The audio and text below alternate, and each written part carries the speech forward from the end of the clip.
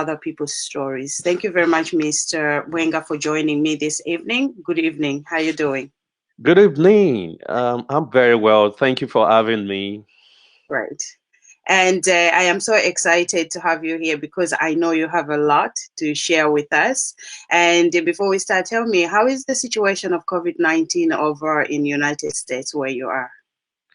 Um, the situation is getting better. Okay. Lockdown is getting eased up, Yeah. and in different phases in different states, Mhm. over 40 states have relaxed their lockdown, Mhm. and we are looking at the positive side of things.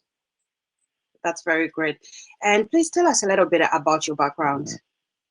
Yeah, I trained as an attorney. I trained as an attorney back in Nigeria, although I live more in the United States now. Okay. And I used to be a litigator. That is a lawyer that goes to court and do all those trials and those things. But I Mhm. do more of international trade law now Okay. as a consultant and help people to solve all their trade problems. And then do everything to make sure that we impact the economy. Mhm. Oh, that's very good. And you know, our topic today is fear is reaction, courage is a decision, and post COVID-19. And I know you have a lot to share with us, right? And also, talking behind the scene, you said something about your favorite quote, and that inspired me a lot. Action doesn't guarantee success, but inaction guarantee failure. Why did you say that? Yeah, action doesn't guarantee success, but Yes. inaction guarantees failure. Okay. Because in a tough situation Mm. like COVID-19, Yes. a lot of people are giving up. A lot of businesses are shutting down. A Yes. lot of employers have lost hope and they are letting off their employees. A Mhm. lot of employees have given up. Yes. Hope is lost. People Hmm. don't know where the next meal is going to come from. Yes. But the truth is, you keep going. Hmm. Because if you keep going, that's a form of action, Yes. meaning that it increases your chances of success. Hmm. If you don't give up and just keep driving, keep driving, keep driving. But if you decide, like, oh no, I'm going to stay in a place, I'm giving up, the Hmm. implication of that is that nothing is going to happen to you, either positive or negative. It's just going to be the end, the Hmm. complete end. But as long as you keep moving and you keep hope alive, it means that things can still happen. Hmm. Joan Rivers said something. She said, whether it's good things or bad things, Hmm. the important thing is that we are alive and things are happening to us. Hmm. But if I decide, like, no, I've given up on life, I expected to make $1 million from my business last year. I made a loss of 500,000. I was trying to be positive, and then by January and February, COVID-19 came. I had to shut down my business due to social distancing and the lockdown. I Hmm. don't think I want to do this anymore. I think I might just let all this stuff go. Yes. The truth at the end of the day is that something inspired that business that you set up initially. Why don't Hmm. you allow that zeal, that motivation to keep you going? Hmm. That is the action. But the moment you snap back into inaction, it means Yes. that nothing is going to happen. Do you understand? Because nobody's going to come and wake you up from sleep and serve you a la carte. Yeah. And then you said, first you are a lawyer, then international trade attorney. Tell us what inspired your choice of specialty in trade and commerce as a lawyer. Okay, so like I said, I trained as a lawyer and I used to be a litigator the first few years of my practice, and I was a Mm. very fine litigator at that. But afterwards, I realized that we needed to do no more. Mm. It's not just about being a lawyer or being in your profession. What are Yes. you using your profession to do to impact the economy, to Mm. impact the lives of people? So, and until you get to that point in life, you have not accomplished anything. You might be a Mm, professor, you might be the greatest academician of our time. Until you have impacted lives, until you have created food for people, you understand, jobs or for people, then you've not really done anything that much. Or until you have at least impact, not everybody is going to be able to create jobs at the end of yeah. the day.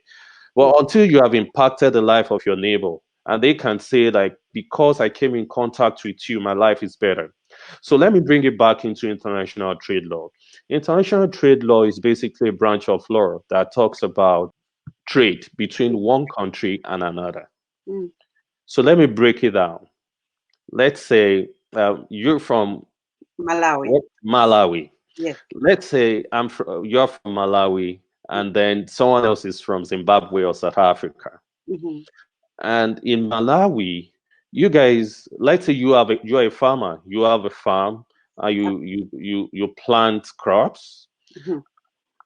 At the end of the day, that crop that you're planting is not going to clothe you. You're Mm-hmm. going to depend on someone to buy clothes from them, to manufacture clothes so trade and commerce involves you using your skills, do you understand, to produce. And when you produce, you exchange for money or for value, Okay. not necessarily for money all the time, but most of the time for money. Mm, So, what happens when you exchange for money is that the economy of your nation is impacted. mm, The central currency of trade globally is the US dollar. mm-hmm. So, now imagine that you sell goods worth of 20 million US dollar as an individual, and you have 100 people like you in Malawi doing that. Mm, That gives you 2 billion US dollar in revenue. mm, That money is coming to you, but it's not only coming to you, it's coming to your country. mm-hmm. When that money comes to your country, what happens is that you have two $20 billion, right? Yes. You are able to employ people because let's say you produced with a capacity of 100 people last year Yes. and you've made 20 billion. What do you want to do? You want to employ more people so that your production is going to be more. Absolutely. So when you employ more people, let's say you employ 10,000 people, every 10,000 people you employ impact at least 50,000 people Mm, because one person is going to earn an income. Let's say you pay them $100 in a month, for mm, example. Out of that $100, if he's a family man, he pays his bills, he pays his kids' school fees, he buys food. mm, When you buy food from the grocery store is able to afford the salary of their employees. mm, The employees are able to afford their own bills, pay their rent, pay for their outgoings and all. And remember, the first man that earned $100, out of the $100, he pays, let's say he has 2 or 3 kids, he paid 3 kids school fees. The mm, implication of that is that the teacher's salary is going to be paid from these school fees. From that, the teacher is able to pay her own bills. mm. And the teacher paying her own bills, the landlord of the teacher is able to go to the grocery store to buy food. Just like a chain. Yeah, that's what trade does. Yes. So what did we start with? Mm, 100 employees. But now we graduated to 10,000 employees. Now absolutely. imagine one person out of the 10,000 has impacted like 10 people. Multiply 10,000 times 10. That gives you 100,000 people that are impacted in the Mm, economy by you deciding to go into trade. mm, So let's say we have 1,000 people in Malawi just like you. mm. Do you understand? Yes. That means 1,000 people can affect 100,000 people in the whole of Malawi. Multiply 1,000 times 100, it gives you 100 million. So And every community, everyone in the community will that's be. it. So that is why you see that most economies that are self-sufficient, like Asian countries like China and other countries, they Mm, export a lot, they manufacture a lot to sell. mm, If you are selling as a nation, you can never be broke. So what did we start with? We started with trade. Mm-hmm. So how does trade happen? There are laws that guide these trade activities. That is what we do. Mm. There are circumstances that guide these trade activities. Okay, I manufacture. How do I get buyers for what I'm going to sell? How do I conduct due diligence to ensure they are going to pay me for what I'm selling? How Mm. do I ensure that at the end of the day, whoever is dealing with me is not a scam? It's Mm. going to be a real person. Do you understand? That is everything that happens on our trade platform from end to end. And that is basically what international trade law has made me to accomplish today. I think that's one of the biggest challenge when it comes to trading, because everybody's not sure, am I safe? Am Yeah, I gonna be scammed? Because there's a yeah, lot no. of scams. So how do you assure people, said, you know what, you are safe, and how can people trust you as well? So there's a big challenge there. Yeah, there's a big challenge, and we have come to solve the challenge. Mm. That is why we launched that trade platform to say that, okay, whatever you do on this trade platform, Yes. you can hold us responsible for whoever you meet, because due diligence is going to be conducted on everybody. Mm. So an example is last year, I belong to and my organization LakinBerg LLC belongs to different chambers of commerce in America and in Africa, in Europe. So someone from Nigeria wanted to export to the United States, Yes. and the person in America asked him to pay $7,500 for pre-registration Mm. in their company so that they will buy his products. So he contacted me on a WhatsApp group. So we said, well, due diligence is not free, but we're going to do this for free for you. So we went ahead to do the due diligence, and we realized that someone here was trying to scam him. Imagine someone trying to put a peasant Nigerian trying to put goods together to be able to sell, and then an individual somewhere is trying to. So, in order for you to have the best assurances about Mm-hmm. your dealings, that you are protected legally, Mm-hmm. regulatory wise, and risk wise. So Mm. that's the reason we launched the platform, to protect the interest of the stakeholders, the trade parties, even Okay. the buyers. The buyers want to get goods that are matching in standard. Mm. So that is one shortcoming we have in Africa. We produce things below standard in some instances. Things are getting better. Mm-hmm. We've set up a lot of conferences and symposium and all of that. Things Mm. are really getting better. But before now, an average African just wants to sell the way it is. And make the money quickly. That's it. So we Yes. tell them, like, no, you can't do that. You need to Yes. do things a proper way. You Yes. understand? We have the American standard of things you can export. You Yes. have the European standard. They are called Incoterms. You have to comply with it. Mm-hmm. And they are doing that today. So we are happy about that. And what are the challenges you are facing now? Because it's not easy to be able to get people to trust. At the moment, we don't have so much challenges like we had when we started. Yes. So LakinBerg started 2010, 10 years ago. Mm. That's when LakinBerg started. Mm. Although we formed in the US in 2018. Mhm.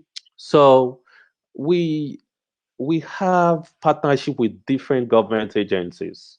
We have relationship with the chambers of commerce. So uh, the comfort is there because due diligence has been carried out. Everybody is satisfied. Like, okay, Mm. because at the moment we are listed as a service provider by the U.S. Department in Nigeria. That's the U.S. Embassy. Mhm. So if you need a lawyer, for example, you're an American business, even outside trade, you want to set up a company or business, maybe in Yes. Nigeria, Africa, they will tell you you can go to Lakenburg. But Oh. if you are an African or a Nigerian as well, you Mhm. need to do stuff in America, and Mhm. you want to know who to trust. The US Embassy in Nigeria is going to tell you, you know what, go to LakinBerg.